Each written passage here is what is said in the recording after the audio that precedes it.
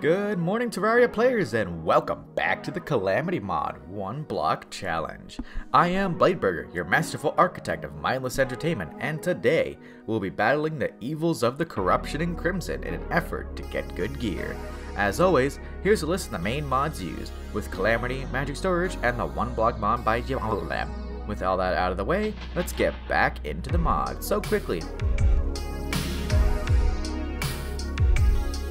To start this episode of Corrupt Chaos, I decided to summon a Goblin army. I had a free summon from the starter chest last episode. Because I had the underground desert build, the Goblin Tinker was able to spawn down there very quickly. I had gotten the Anklet of the Wind from jungle crates and an aglet from wood crates, so I was able to go right up to Frostspark boots. I then did a little digging on the Terraria wiki to get strategies down. The Dryad sold corrupt seeds, but only during blood moons. When the next one spawned, I bought a ton of seeds from her, expanded the corruption massively, then built up the jungle a bit more. It would be bigger than this later, don't worry. Next up, I decided to fight the Eater of Worlds, crafting a worm food. I did win the first attempt, but it was a terribly boring fight, so I just added more to the corruption and refought it later. Also, because I killed it, I had shadow scales, so through Vargos I could craft a... Never mind. Well, to use my rule of, it's on progression, so might as well. I just nabbed an altar from Heroes mod. I then refought the Eater, both to get more materials and to make the fight look a lot better for video. Enjoy this fight against the Eater of Worlds.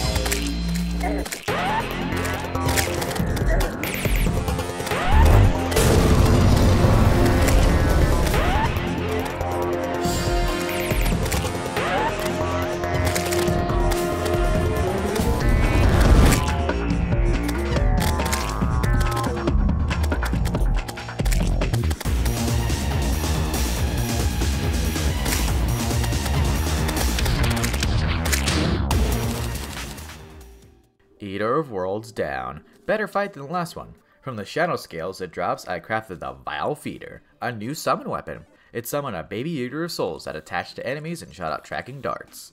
Next up, I converted corrupt seeds into crimson seeds and expanded the crimson a bit. Afterwards, my mushroom biome was giving me a ton of shrooms, so I decided to fight Crabulon. What I didn't realize at the time, as of course I didn't read the wiki of Crabulon beforehand, was that I had a double whammy of enrage during this fight.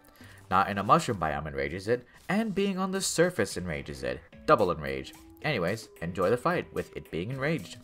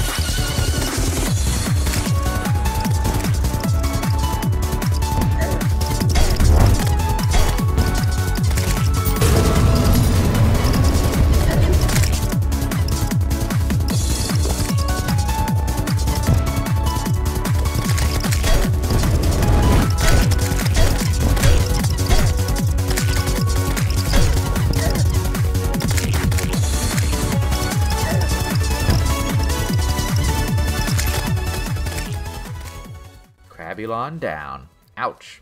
In its treasure bag, it held a weapon from its loot pool, its Revengeance mode item, which permanently increased the duration of rage by 1 second, and its expert mode item, the fungal clump. It's a very good accessory for summoners that summons a friend that latches on to enemies, dealing damage and giving you health.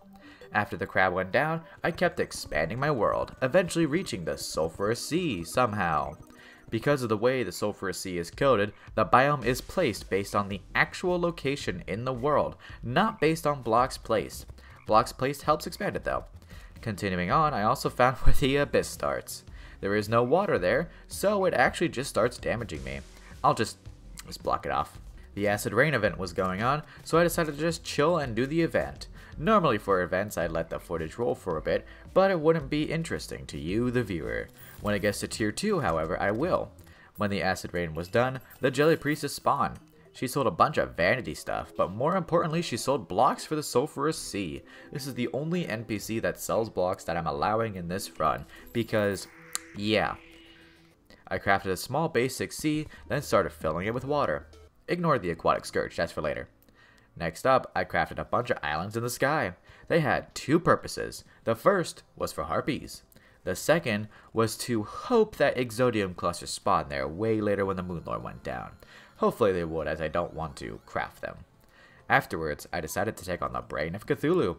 I was going to try and keep a maximum of 3 boss fights per episode instead of 5, but this one was pretty quick, so there's a 4th one afterwards.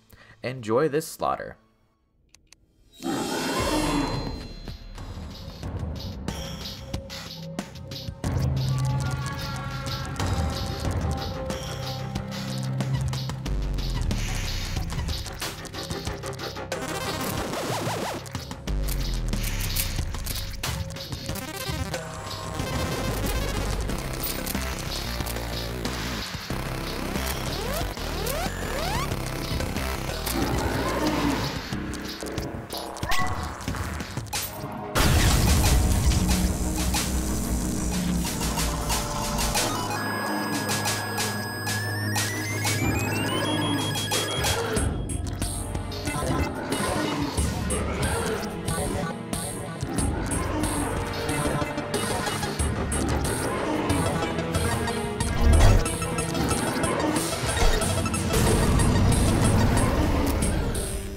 Brain of Cthulhu down. Too easy. Without any delay, I went right into prep for the next Calamity boss, expanding the corruption even more and just waiting. Eventually, a hive cyst spawned. It was a way to summon the hive mind, the next Calamity boss. Commence the whacking.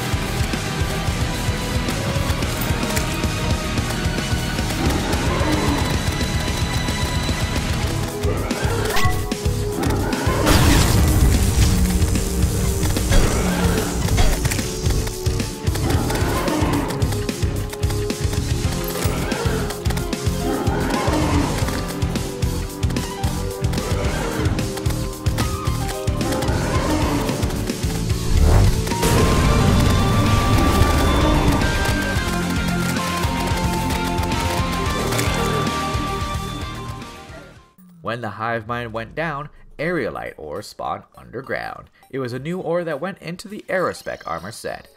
But if it's an ore that spawns, how do I get it for this mod without cheating it in?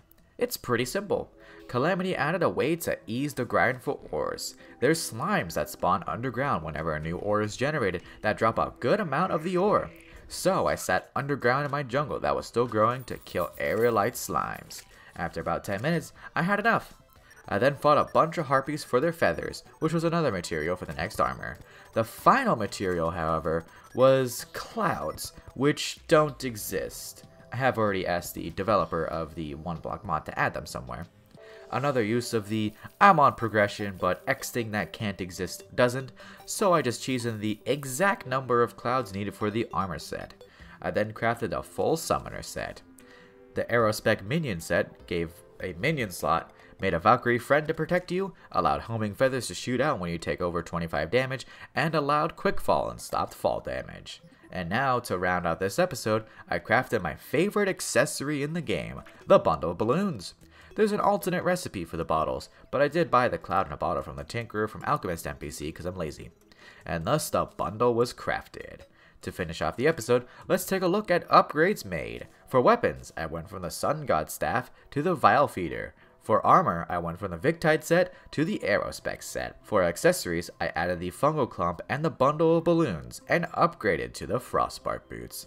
And now that we got these upgrades out of the way, let's do a little sneak peek at the next episode.